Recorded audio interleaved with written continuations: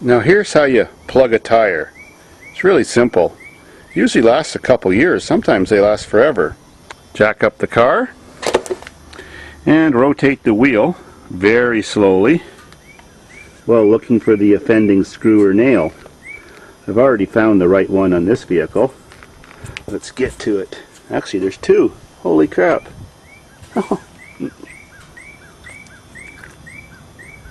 Oh my god. Yeah, it's leaking. Not leaking as fast as the other one, but it is bubbling. Here's the other one. Yeah, it's definitely bubbling faster. So, without even removing the wheel, you rotate your offending screw to a place where you've got lots of room to work on it. If it's a front wheel, you turn it to stick out like this so you can work on it. Now I lower my jack just a little bit till the wheel touches the ground. I did that to stop the wheel from spinning while working on it. You could have also put the emergency brake on or something like that. Well, there's all the tools you need. Side cutters for pulling out the screw. If this hole's not that big, you might need to stick this little reamer in there and work the hole till it gets big enough to fit one of these tire cord patches. The installer tool,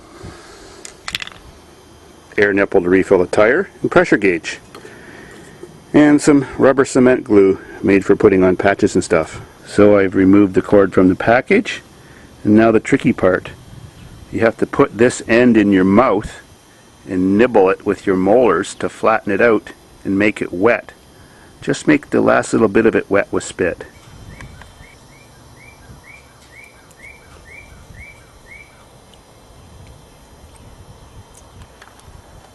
There, now I can fit it through the eye of the needle. It doesn't have any taste, and the tip is wet now.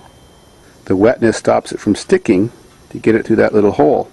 Now just pull it till it comes to the middle. Perfect. Put some rubber cement on it, all around both sides. You don't have to get any on each tip, that's not important. Now remove the screw.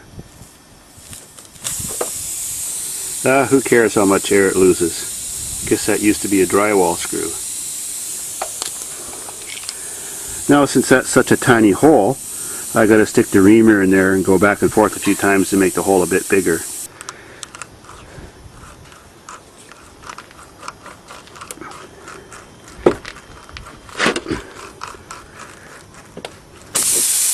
Good enough. Now she's really blowing.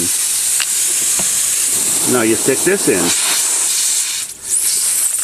Push hard and straight. If you let your hand go crooked, you can snap your tool off. You gotta push real hard and twist back and forth. Now get it almost all the way in. So just a little bit of the tips are sticking out. Give it a couple twists.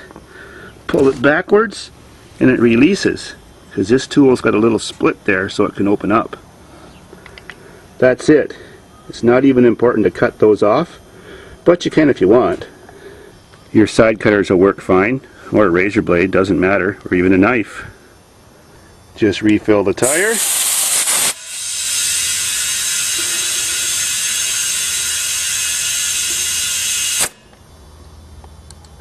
And set the pressure. Yeah, we need more. Simple as that.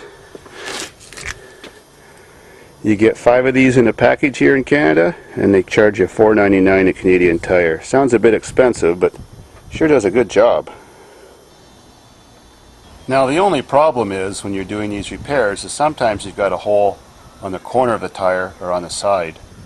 If your hole is anywhere from this point on, the only thing you can do is a temporary repair by putting one of these plugs in, because the tire flexes so much as it's driving down the road. Any plug put from here on will probably work itself out. So if you do have a way of plugging your tire to get from point A to point B, do it, but don't expect that repair is going to last.